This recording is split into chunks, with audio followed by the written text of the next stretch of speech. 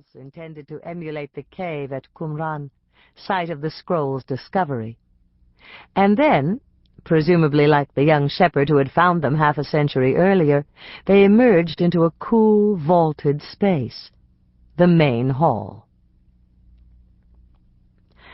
Despite both her bewilderment and her familiarity with the room, Hadassah could not help but glance around. One of the wonders of modern architecture, the luminous inner hall of the Shrine of the Book, never failed to seize her imagination. Overhead, the curved underside of the dome shone with countless horizontal grooves, each one capturing a different hue in the sunlight that filtered from a window at its apex.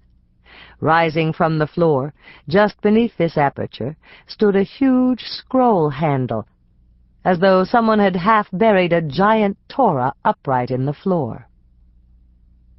A hush overtook the pair as they entered the chamber, as both its acoustics and the solemnity of its contents discouraged noise. But her father was not here today to peruse the softly lit parchment tables. He crossed the room and immediately started down a nearly hidden stairway that led into shadow below. "Papa?" she asked. She saw only the back of his hand motioning her to follow, then disappearing into the gloom. Hadassah shook her head and frowned, then followed him. A door opened into soft half-light. She followed him through it into a carpeted hallway that branched off into 3 additional corridors. And there, smiling in anticipation, stood Aunt Rose? "What are you doing here?" Hadassah asked, incredulous. Aunt Rose lived in America. The two had not seen each other for 4 years. Rose was indeed flying over for the wedding, but Hadassah was sure she was not due for another few days.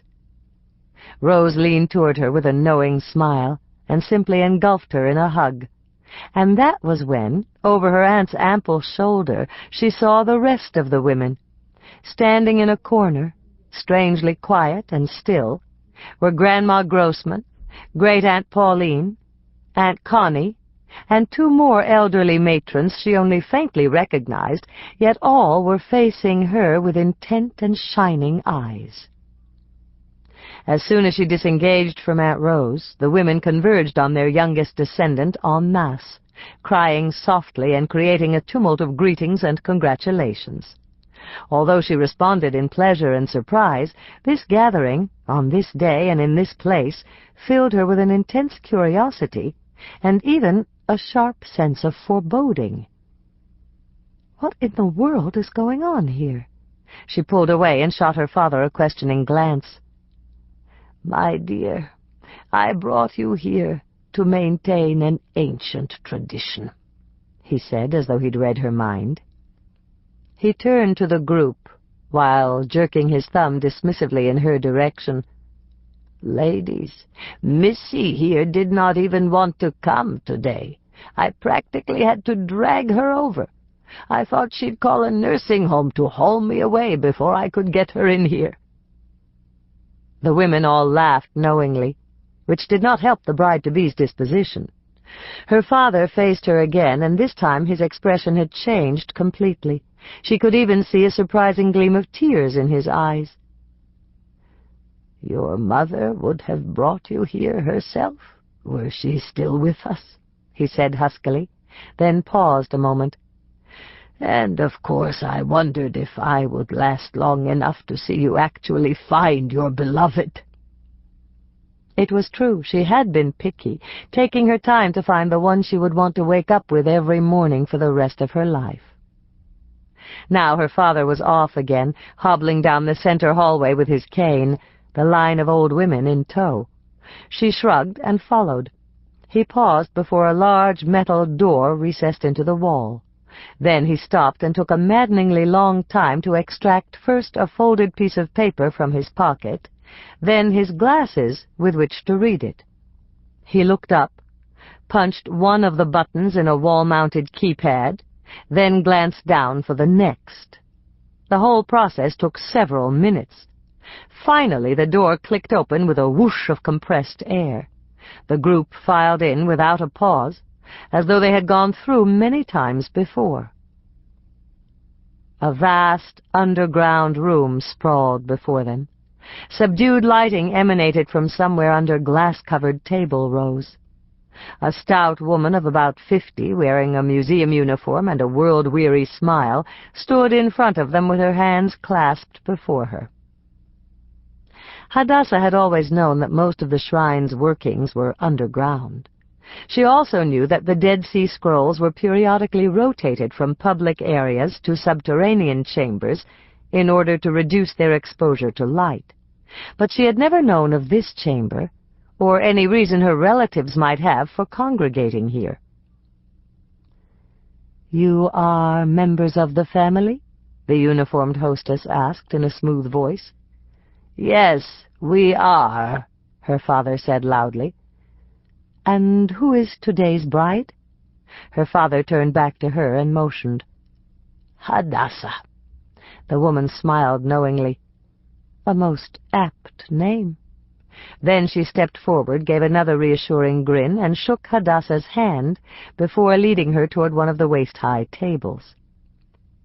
"Please, Hadassah, step forward and sign." "What am I signing?" she asked. The museum staffer looked sharply at her father. "So she has been told nothing." It sounded like a statement, but was actually a stern question. Rather than answering the woman, her father turned to Hadassah. "My dear, I apologize for all the secrecy and uncertainty, but you must understand, for nearly 3,000 years, the mothers of our family have been keeping these pages a secret until a bride's wedding week." "What pages?" He sighed heavily, as he always did when she showed impatience, and swept his arm toward the display. "These tables hold the remains of a private family parchment.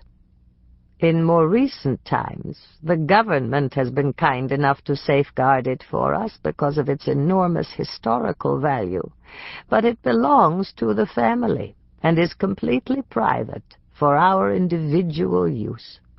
It is our single copy of a letter written, in a way, just for you, given by someone very special to your grandmother nearly 100 times removed." "Okay. Who gave it to her?" "Queen Esther." "Queen Esther of the Tanakh?" "No. Queen Esther from the corner bakery." He reached out and touched her hand to show he had meant no offense. "Yes, the Esther of old. It is a memoir she wrote in her later years to a younger Jewish girl also chosen as a candidate for Queen of Persia, just as she had once been. Tradition has it she never wanted these words to end up in public, framed in some palace museum, but she wanted its message reserved privately for every bride of royal standing descended from its recipient for time everlasting." He bit his lower lip, and a thick tear rolled down his cheek, which he quickly swiped away. "Now you know why your mother insisted so strongly that you learn to read Hebrew fluently." "So would you care to sign here at the end?" repeated the museum attendant, with the faintest hint of insistence. She pointed to the left, as Hadassah would have expected, since the document was written in Hebrew, from right to left. Then she realized what she was being asked to do, and recoiled. "You mean actually sign the end of the document itself?" The woman nodded and almost smiled. "This is a piece of living history, and you are its latest addition." Hadassah exhaled forcefully. She could feel her mind reel under an unfurling stretch of antiquity suddenly far more colorful and vibrant than any she'd contemplated before.